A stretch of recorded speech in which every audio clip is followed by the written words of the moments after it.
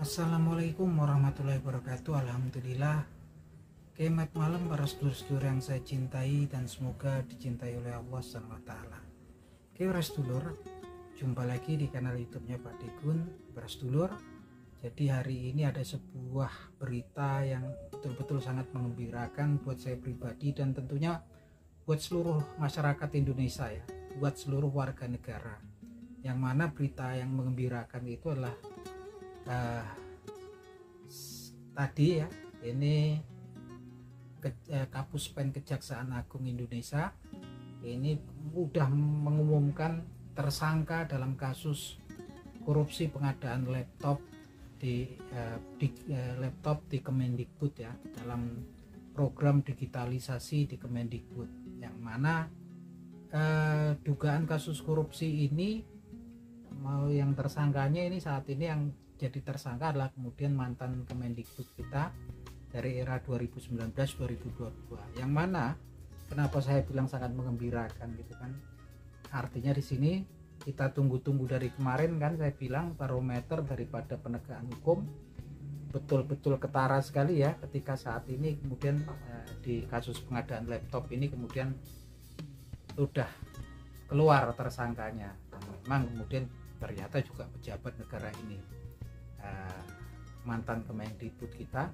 itu yang inisialnya NAM ya teman-teman. Kenapa saya bilang ini sangat mengembirakan, karena memang ini kasus ini betul-betul bikin semua orang geram ya, bikin semua orang kesal gimana kemudian kasus ini, dugaan kerugian negara diakibatkan kasus korupsi ini diperkirakan sampai dengan 1.850 miliar ya, 1.850 miliar. Gila-gilaan gitu kan, bayangin gitu kan, uang segitu banyaknya gitu kan cuman untuk sekelompok orang. Gimana negara kita nggak hancur gitu kan, negeri kita nggak remuk gitu kan. Bayangin keserakahan seseorang, keserakahan para oknum ini kan, mereka itu cuman sekelompok orang gitu kan. Sampai kemudian untuk pengadaan laptop di program digitalisasi di Kemendikbud ini yang dimakan juga sampai kemudian 1.850 miliar. Kita juga nggak ngerti jumlahnya seberapa gitu kan, tapi kemudian ini kemudian titik terang ya, bahwasanya kita saat ini harus betul-betul yakin, percaya pada kepemimpinannya Presiden kita Pak Prabowo Subianto, karena memang di eranya ini, di awal pemerintahannya ini yang memang baru sekitar 10 bulan ya, sudah banyak kemudian sinyal-sinyal positif keberpihakan Pak Prabowo Subianto, sinyal-sinyal positif keberpihakan Pak Prabowo Subianto dalam penegakan hukum. Nah, ini memang luar biasa sekali gitu kan. Jadi mungkin sekarang baru pada ngerti kenapa kemudian Pak Prabowo itu beberapa bulan yang lalu memang mendistribusikan prajurit TNI, bahkan kendaraan berat seperti Panser untuk menjaga institusi hukum ya, seperti Kejaksaan Agung gitu kan. Memang sekarang mulai ketara kan, ketika kemudian kasus staf-staf daripada Kemenkom DB yang membackingi judol ditangkap gitu kan.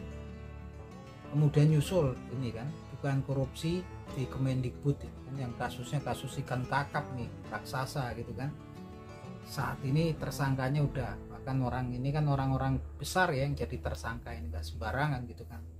Yang masih menunggu kemudian di kasus pengadaan pembagian kuota haji di Kemenak yang juga dihitung untuk kerugian negara sampai 1 triliun. Yang belum lama staf bahkan ini orang di kabinetnya Pak Prabowo sendiri kan, wamen di Kemenaker yang memang masuk kasus dalam pemerasan penerbitan K3 ya, kesehatan keselamatan kerja di Kemenaker, dijadikan tersangka juga oleh KPK. Jadi memang saat ini mulai saling menunjukkan tajinya semua ini antara kemudian KPK dan juga kejaksaan.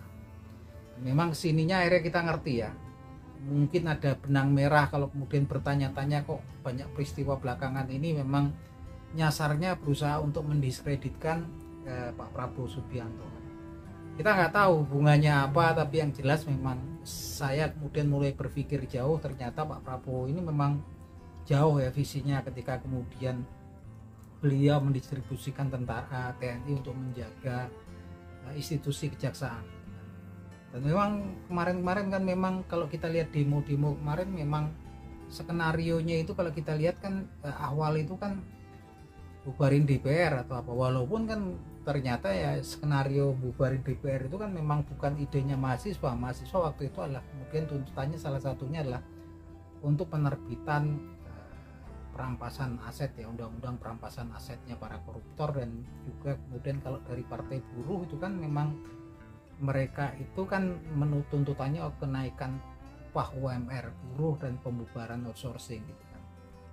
Yang mana ketika mereka selesai berdemo malam kan berlanjut lagi yang memang kemudian kebanyakan orang anak-anak muda remaja gitu kan, yang memang dari awal dari kemudian mau bubarin DPR skenario berubah lagi, kemudian benturan sama aparat, kebetulan ada korban, skenarionya ngikutin produsernya gitu kan kalau kita lihat apa beralihnya kemudian melawan aparat yang kejam gitu kan, yang ujung-ujungnya ya kalau kemudian terus menerus kan mendowngrade kemudian mendiskreditkan presiden, seakan-akan presiden kemudian nggak bisa mengamankan negeri ini, yang ujung-ujungnya adalah ya presiden buruk di mata masyarakat. Tapi kalau kita lihat kasus-kasus sekarang kemudian ini Pak Prabowo udah nunjukin bahwasannya memang dia perkataan beliau kemarin kan salah satu yang saya pegang, dia bilang demi Allah katanya saya nggak akan mundur selangkah pun untuk menghadapi mafia-mafia. Nah, mafia-mafia itu kita nggak ngerti, tapi yang jelas saat ini tekadnya Pak Prabowo memang betul-betul ketara sekali dalam penegakan hukum. Ini udah ketara ini, yang kakap-kakap mau disikat semua ini sama di eranya Pak Prabowo melalui oleh KPK ataupun kemudian kejaksaan, dan masih nunggu ya kasus yang di Kemenak ini kan memang juga luar biasa ini kan, sampai urusan ibadah pun diembat juga gitu kan. Kita tunggu memang, tapi kalau saya yakin pasti nggak lama akan tersangkanya akan muncul ya. Kalau yang Kemendikbud ini yang kejaksaan, yang di Kemenak ini kasusnya ditangani KPK, pasti mereka akan saling kemudian nampain tajinya lah, KPK kejaksaan. Memang kemudian mereka nggak pelempem lagi ketika di eranya Pak Prabowo ini. Dan memang kasus-kasus ini kan memang dari orang-orangnya memang yang dari pemerintahan sebelumnya Pak Prabowo ya, orang-orang yang memang aktif di ya, kayak di Kemendikbud ini kan menteri yang dulu gitu kan, di Kemenak juga kan gitu kan. Nah ini memang kita memang jangan sampai kemudian termakan para buzzer ataupun orang-orang yang mempengaruhi menjelek-jelekkan namanya Pak Prabowo di medsos. Dan itu memang tampaknya kan masif ya menggerakkan gitu kan. Tapi kalau teman-teman kita terbuka pikirannya, mulai kemudian ada tersangka di Kemendikbud ini udah gitu kan, memang trennya positif. Dan Pak Prabowo udah terbuka ya mengatakan bahwasannya dia mendorong DPR gitu kan untuk kemudian segera membahas rancangan undang-undang perampasan asetnya para koruptor gitu kan.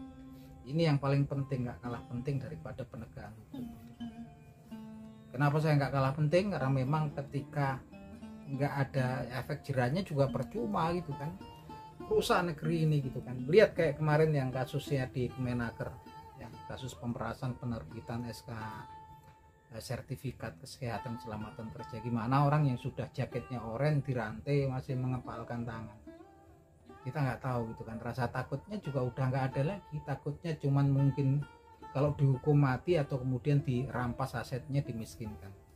Jadi kalau kemudian eksekutif Pak Presiden dan jajaran kementeriannya memang kemudian sudah mendukung kemudian bahasan rancangan undang-undang perampasan aset, begitupun juga beberapa partai sudah menyatakan dukungannya untuk bahasan undang-undang perampasan aset yang memang udah idenya dari PPATK dari 2018 teman-teman, sampai sekarang udah hampir 7 tahun ya. Kita lihat kemarin Partai Demokrat udah terdepan ya, mau mendukung kemudian pembahasan rancangan undang-undang perampasan aset. Makanya kalau demo-demo ini terus menerus tapi kemudian cuman merusak bangunan-bangunan fasilitas pemerintah, fasilitas umum, esensinya di mana itu kan? Justru sepertinya mungkin diarahkan ke sesuatu yang lain gitu kan. Nah, memang kemudian yang paling penting kemudian seperti undang-undang perampasan aset para koruptor ini kemudian justru hilang gitu kan, dan momentumnya akan hilang gitu, kapan lagi akan balik. Ini memang DPR juga nggak bisa banyak berkutik ya kemudian untuk melawan kehendak rakyat, tapi kemudian Kalau kemudian masih ada partai-partai yang kemudian dengan alasan apapun kemudian menghambat bahasan undang-undang perampasan aset, nah, kita lihat mereka itu wakil siapa gitu kan. Dan kemudian kalau ada yang kemudian paling dirugikan dengan terbitnya undang-undang perampasan aset para koruptor itu ya nggak lain dan nggak bukan adalah para koruptor itu sendiri.